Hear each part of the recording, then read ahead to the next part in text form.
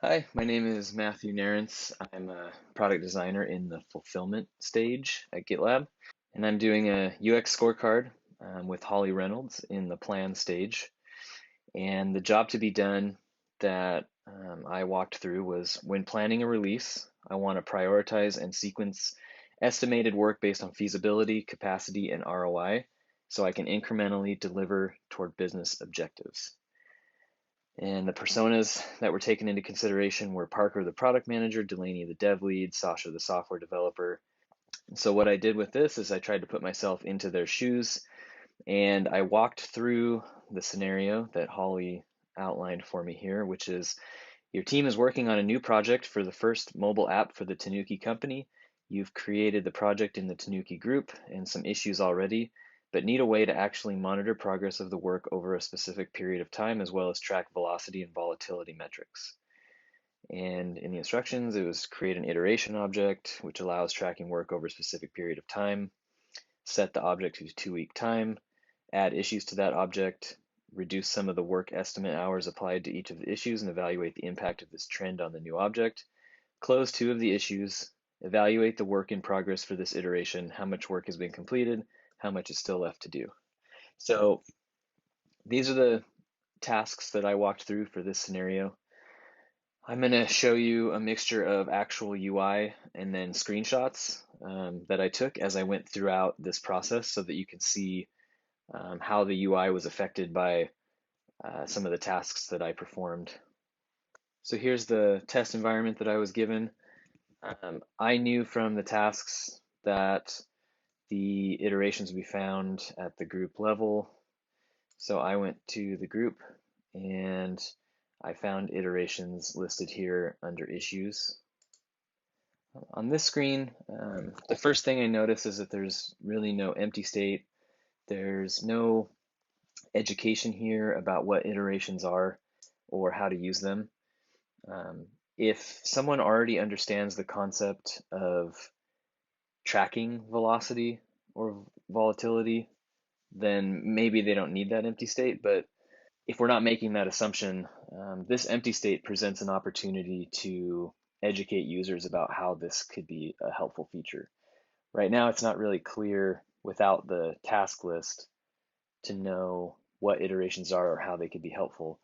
But the button here, new iteration, is pretty obvious, so it's pretty easy to know how to create one. As I was going through this creation process, it's a simple form. There's not too many UX issues here, but the biggest issues that I could see here are if I'm doing this for the first time or I'm experimenting with this feature, I don't know what a good title should be. I don't know what a description should be or who will see it.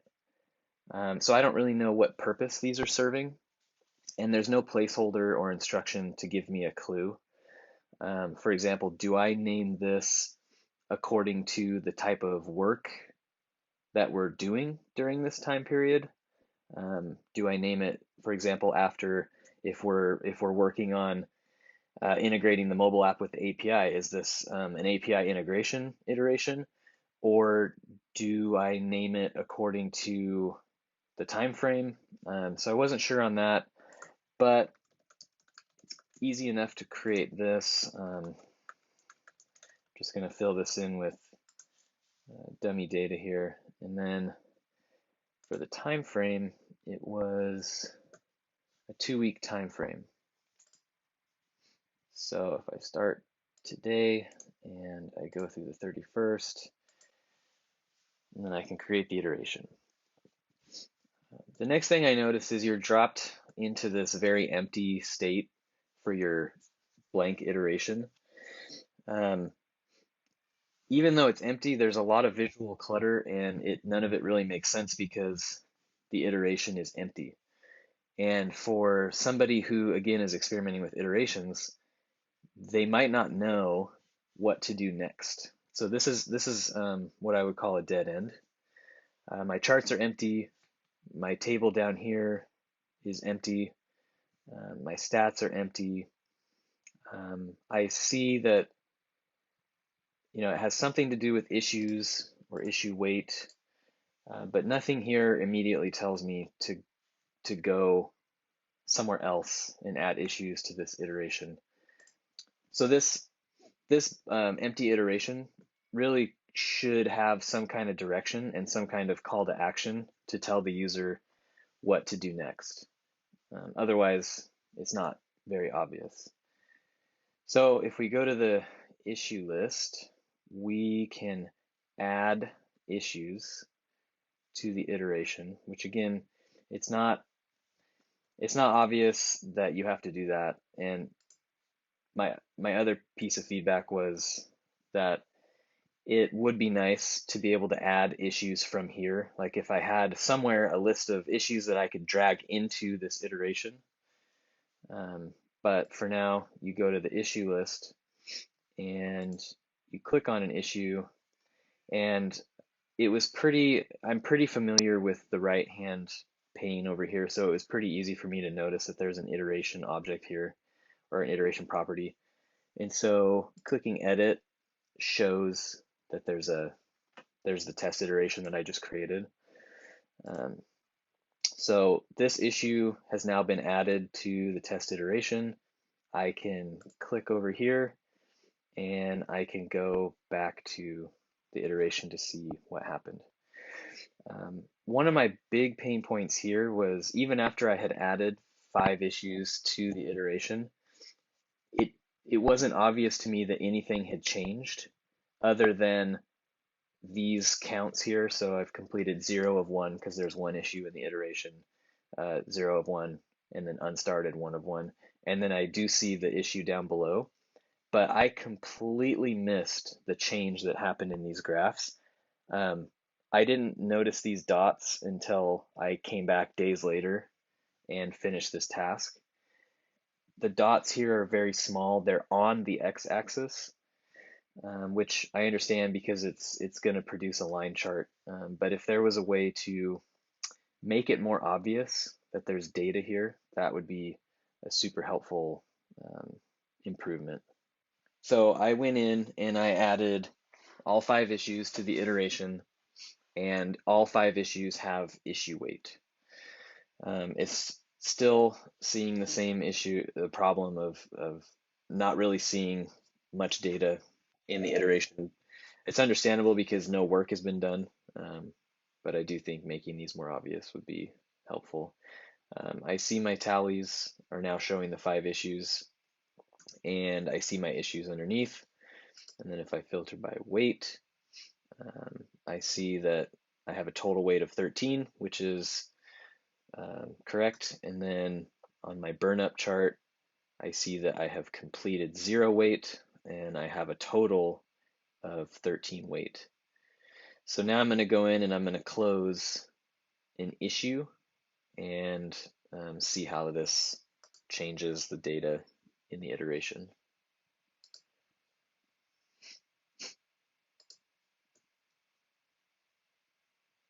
One small piece of feedback on this list is it would be nice to have to show some kind of visual here on your iteration progress, similar to how we show progress on the pipelines.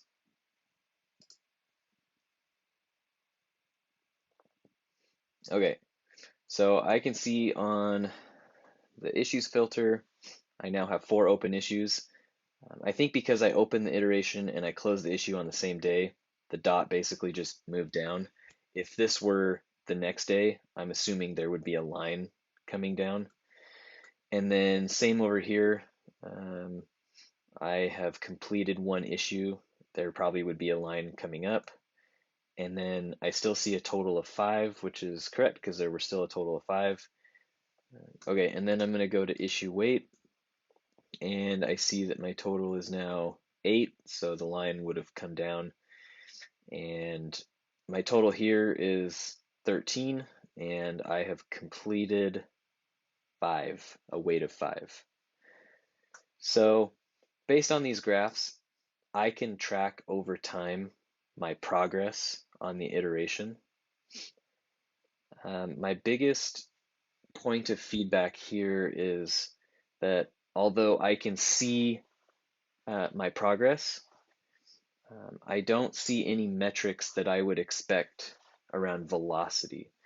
And by that, I mean, how fast are we working? What's our average completion rate? Maybe because I've only closed one issue, those metrics aren't showing up yet. Um, but it, but I don't see how this is going to help me track velocity. I do see how it will help me track progress. Okay, so I'm going to show you some data that has some time in it. So here you can see I'm filtering by issues. I can see that I had 2 open issues for this many days, and then I closed one. And so you can see your progress, you can see it visually over the time period. I think that's really nice. Over here, I can see that my total issues have stayed steady. I haven't added or removed issues from the iteration. And then the number completed has went from 1 to 2. And then I filtered by issue weight. And over here, I saw that for a while I had 0 open issue weight, and then I had 2, so I think I didn't have weights on my issues, and then I added weight to that issue or to a couple issues that totaled 2. And then on this chart's a little funky because I changed the total to 6, and then I completed 4. And I think it just looks funny based on the way that I was opening and closing issues during this iteration. But it is nice to see that over time, how much weight you've completed and what your total weight was. Probably in a normal iteration, this would not vary so much. But that also presents an issue that if you're not using issue weights correctly, these graphs will suffer as a result of that. And I know I was walking through this as a software developer or a PM, but as a designer, I'm not always consistent using issue weights, and that could potentially throw off the graphs and make them not really make sense. That's not a huge pain point, but just something to consider. I do think that because there is the potential for the data to look a little wacky, especially if somebody's experimenting with iterations, they might add and remove issues, and so their total line might look a little wonky. It would be maybe helpful to introduce the user to what they're looking at. Maybe a walkthrough or some kind of onboarding that says, essentially, here's the data, and this is what it means. This is how you read it, or this is how you use it. Something that would just help them understand why this is valuable. I know that over time, I have learned to read these charts, and they're a lot more understandable now. When I first started seeing data appear on these charts, I had no clue what I was looking at, and it was a little bit overwhelming. Even though they're simple line charts, there's a lot going on all around, and it's just a lot to take in your first time. So I think walking people through this or introducing them some kind of onboarding experience would be great. Overall, the benchmark score that I gave this experience was a C. Here you can see the rubric. The user can complete the job, but it does not exceed their needs and requires unnecessary steps. I think the unnecessary steps come with the way issues are added to an iteration. There's not really an easy way to do that. You have to go in and do it through the issue list. Hitting that dead end, I think, is a little unnecessary, and there probably could be an easier way to make the connection between iterations and issues. But the user can be successful and they can complete the job.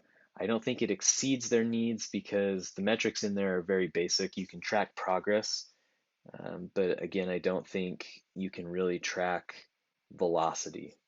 I don't see any metrics around how fast is my team.